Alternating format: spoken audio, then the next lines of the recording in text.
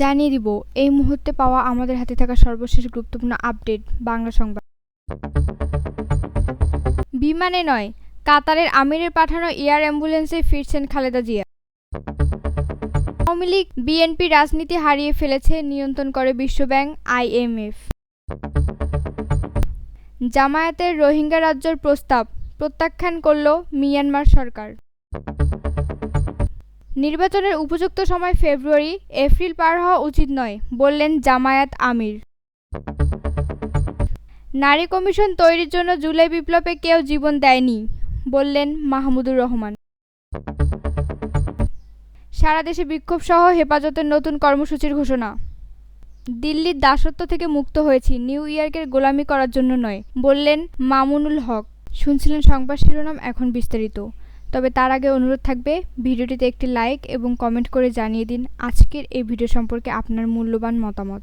আর অবশ্যই এই ভিডিওটি আপনার ফেসবুক সোশ্যাল মিডিয়ায় শেয়ার দিয়ে ছড়িয়ে দিন আর জানিয়ে দিন আপনি কোথা থেকে বা কোন জেলা থেকে দেখছেন বা শুনছেন। অনুরোধ থাকবে আপনি যদি আমাদের এই চ্যানেলটিতে নতুন হয়ে থাকেন তাহলে অবশ্যই চ্যানেলটি সাবস্ক্রাইব করে পরবর্তী আপডেট পেতে চোখ রাখুন আজকের বাংলা খবরে। কাতারের আমির Sheikh Tamim bin Hamad Al থানির পাঠানো বিশেষ এয়ার অ্যাম্বুলেন্সে গত ৮ জানুয়ারি লন্ডনে যান বিএনপির চেয়ারপারসন খালেদা জিয়া। সেই এয়ার অ্যাম্বুলেন্স করেই দেশে ফিরতে পারেন খালেদা জিয়া। দলের পক্ষ থেকে এমনটাই বলা হচ্ছিল। সেটা না পাওয়া গেলে বিমান বাংলাদেশের ফ্লাইটে তাকে দেশে ফিরিয়ে আনার ব্যবস্থা রাখা হয়েছিল, কিন্তু সেই অনিশ্চয়তা কেটে গেছে। কাতারের আমিরের বিশেষ এয়ার অ্যাম্বুলেন্স পাওয়া নিশ্চিত হয়েছে। সেটিতে করে আগামী সোমবার ৫ মে বিএনপির চেয়ারপারসন দেশে ফিরছেন। দুই পুত্রবধূ ডক্টর জুবাইদা রহমান ও শর্মিলা রহমান খালেদা জিয়ার সঙ্গে আসবেন। আজ শনিবার বিএনপির চেয়ারপারসন গুলশানের রাজনৈতিক কার্যালয়ে সংবাদ সম্মেলনে এসব জানান মির্জা ফখরুল ইসলাম আলমগীর। তবে সোমবার ঠিক কখন খালেদা জিয়া দেশে ফিরবেন সেটা এখনও নিশ্চিত হয়নি বলে জানান তিনি। অধ্যাপক আবুল কাশেম ফজলুল হক তিনি বললেন, আওয়ামী লীগ বিএনপি জাতীয় পার্টি ও বামপন্থী দলগুলো রাজনীতি হারিয়ে ফেলেছে। বিশ্বব্যাংক, আন্তর্জাতিক অর্থ তহবিল নানাভাবে আমাদের রাজনীতি নিয়ন্ত্রণ করে। তারপরেও আছে মার্কিন যুক্তরাষ্ট্র, ইউরোপীয় ইউনিয়ন। আজ শনিবার জাতীয় প্রেস ক্লাবের তোফাজ্জল হোসেন মানিক মিয়া হলে জনতা পার্টি বাংলাদেশ জেপিবি কর্তৃক মহান মে দিবস উপলক্ষে আয়োজিত আলোচনা সভায় প্রধান অতিথির বক্তব্য আবুল কাশেম ফজলুল হক এসব কথা বলেন। রাজনৈতিক নেতৃত্ব ছাড়া প্রকৃতপক্ষে শ্রমিকদের জন্য কল্যাণকর কিছু আসবে না জানিয়ে অধ্যাপক আবুল কাশেম ফজলুল হক বললেন, ট্রেড ইউনিয়ন শ্রমিকদের অধিকার, বেতন বাড়ানো ও সুযোগ সুবিধা বৃদ্ধি করার লক্ষ্যে কাজ করে, কিন্তু এখন বহুল অংশে তা মালিক ও সরকার পরিচালিত। শ্রমিকদের কি করে শান্ত রাখা যাবে, ট্রেড ইউনিয়নের কাজ সেটাই।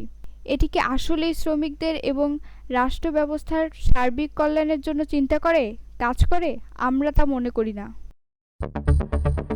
রাখাইনে রোহিঙ্গাদের জন্য আলাদা রাজ্য প্রতিষ্ঠার জন্য বাংলাদেশ জামায়াতে ইসলামীর প্রস্তাব প্রত্যাখ্যান করেছে মিয়ানমারের জান্তা সরকার।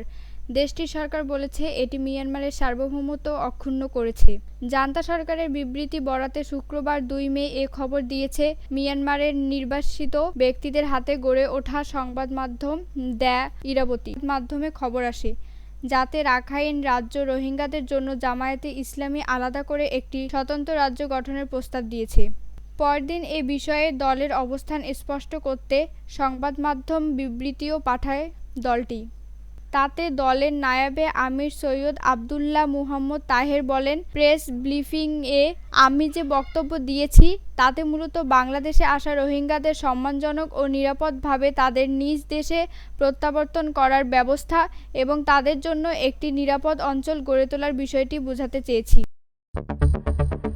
আসন্ন জাতীয় নির্বাচন আগামী বছরের ফেব্রুয়ারিতে রমজানের আগে হওয়া উচিত ছিল বলে জানিয়েছেন বাংলাদেশ জামায়াত ইসলামীর আমির শফিকুর রহমান।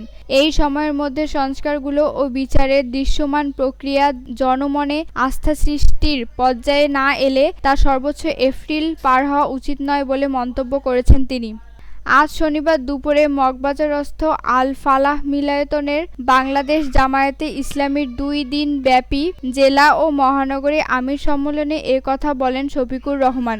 সন্ধ্যায় দলের কেন্দ্রীয় বিচার বিভাগে মুজিবুল আলম স্বাক্ষরিত এক বিবৃতিতে এ কথা জানানো হয়েছে। শফিকুর রহমান বলেন, প্রধান উপদেষ্টা এ বছর ডিসেম্বর থেকে আগামী ২৬ সালের জুনের মধ্যে নির্বাচন দেওয়ার কথা বলেছেন।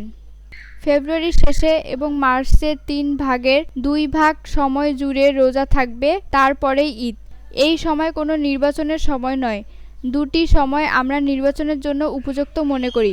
একটি হচ্ছে ফেব্রুয়ারি মাস রোজা শুরুর আগে, আরেকটি হচ্ছে যদি কোনো কারণে এই সময়ের ভেতর সংস্কারগুলো ও বিচার দৃশ্যমান প্রক্রিয়া জনমনে আস্থা সৃষ্টির পর্যায়ে না আসে, তাহলে ম্যাক্সিমাম এপ্রিল পার হওয়া উচিত নয়।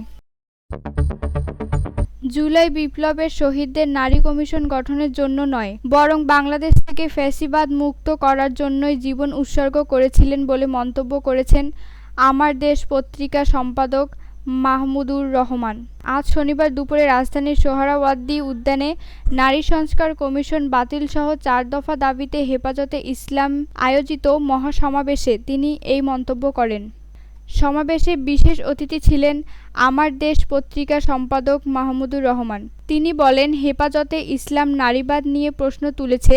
আমি এখন ডক্টর ইউনূস সরকারের প্রতি প্রশ্ন করতে চাই, আপনারা কেন অপ্রয়োজনীয় ইস্যু তৈরি করছেন? আমি বলতে চাই, নারী কমিশন তৈরির জন্য জুলাই বিপ্লবে কেউ জীবন দেয় নাই। তারা জীবন দিয়েছে এ দেশ থেকে ফ্যাসিবাদ মুক্ত করার জন্য।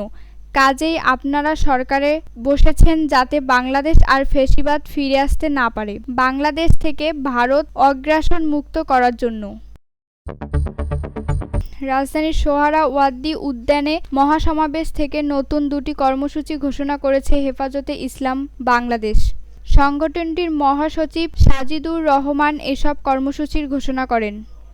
নারীর ন্যায্য অধিকার প্রতিষ্ঠায় আগামী 3 মাসের মধ্যে বিভাগীয় সম্মেলন করার ঘোষণা দেন তিনি।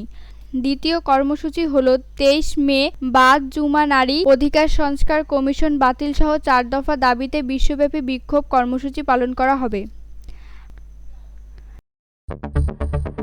মানবিক করিডোরের নামে বাংলাদেশের স্বাধীনতা সার্বভৌমত্ব হুমকির মুখে ফেলা যাবে না জানিয়ে হেফাজতে ইসলামের যুগ্ম মহাসচিব ও খেলাফত মজলিসের আমির মামুনুল হক বলেছেন, দিল্লির দাসত্বের শৃঙ্খলা থেকে মুক্ত হয়েছে, নিউ ইয়র্কের গোলামি করার জন্য নয়। এই অপতৎপরতা বন্ধ না হলে দেশপ্রেমিক জনতাকে যুদ্ধের প্রস্তুতি নেওয়ার আহ্বান জানিয়েছেন তিনি। আজ শনিবার দুপুরে রাজধানীর সোহরাওয়ার্দী উদ্যানে নারী অধিকার বিষয়ক সংস্কার কমিশন বাতিলসহ 4 দফা দাবিতে হেফাজতে ইসলাম আয়োজিত মহাসমাবেশে মামুনুল হক এসব কথা বলেন। সমাবেশে প্রধান উপদেষ্টা ডক্টর মুহম্মদ ইউনূস ও অন্তর্বর্তী সরকারের উদ্দেশ্যে বার্তা দিতে চাই উল্লেখ করে মামুনুল হক বলেন, 1971 সালে মুক্তিযোদ্ধারা বলেছিল, আমরা পিন্ডির গোলামির জিঞ্জির ছিন্ন করেছি, দিল্লির দাসত্ব করার জন্য নয়। 24 জুলাইয়ের স্বাধীনতা সংগ্রামের পর আমি বলতে চাই, আমরা দিল্লির দাসত্বের শৃঙ্খল থেকে মুক্ত হয়েছি, নিউ ইয়র্কের গোলামি করার জন্য নয়।